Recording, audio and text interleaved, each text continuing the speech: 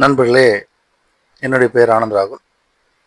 இதை நீங்கள் இன்ஸ்டாகிராமில் பார்த்தீங்கன்னா ஃபாலோ பண்ணிக்கோங்க. யூடியூப்பில் பார்த்தீங்கன்னா இந்த வீடியோவை பார்த்தீங்கன்னா சப்ஸ்கிரைப் பண்ணி பெல் பண்ணி கிளிக் பண்ணிக்கோங்க. இன்றைக்கி நம்ம பார்க்க போகிற கார்டு ஆத்மார்த்த விலங்குகள் சித்தச்சீட்டு வரிசையில் சிங்கம் அப்படிங்கிற விலங்கை பற்றி பார்க்க போகிறோம். சிங்கத்தை பற்றி பார்க்க போகிறோம்.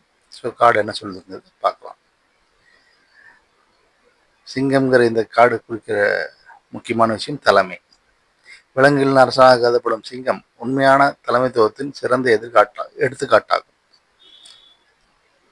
இப்போது நீங்களும் ஒரு தலைமை பொறுப்பை ஏற்க வேண்டிய நேரம் வந்துவிட்டது என்பதை இந்த வாசிப்பில் சிங்கம் காடு வருவதன் மூலம் உணர முடியும்.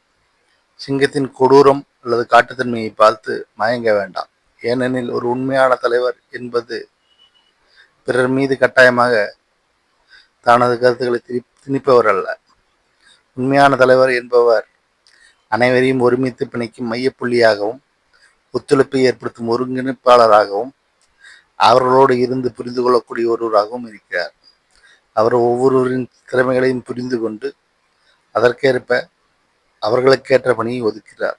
இதன் மூலம் ஒவ்வொருவரும் தங்களது தனித்துவமான திறமைகளை வெளிப்படுத்த முடிகிறது. ஒரு தலைவராக இருக்க தன்னிலைமை, பணிவு மற்றும் பொது அறிவு ஆகியவை முக்கியம். ஏனெனில் ஒருவர் எப்போதும் தன்னை விட பெரிய நோக்கத்திற்காக சேவை செய்கிறார். உங்களிடம் இந்த அனைத்து பண்புகளும் உள்ளன. எனவே தயங்காமல் உங்கள் முழு திறனையும் வெளிக்கொணருங்கள்.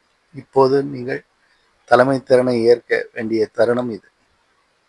சிங்கத்தின் இன்றைய செய்தி: தைரியமாக இருங்கள், தலைமை பொறுப்பை ஏற்றுக்கொள்ளுங்கள், மக்கள் உங்களை நம்புகிறார்கள். ஸோ இது தலைமை பொறுப்புனா எப்படி இருக்கணுங்கிறத பற்றி சொல்கிற கார்டு. ஸோ இனி நாளைக்கு அடுத்த கார்டை பற்றி பார்க்கலாம். என்னுடைய வீடியோ பார்த்ததுக்கு நன்றிகள். இன்னும் டீட்டெயில் வேணுன்னா டிஸ்கிரிப்ஷனில் டீட்டெயில் இருக்குது.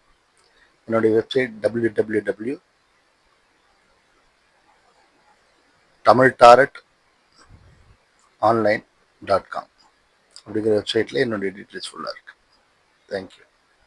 நன்றி.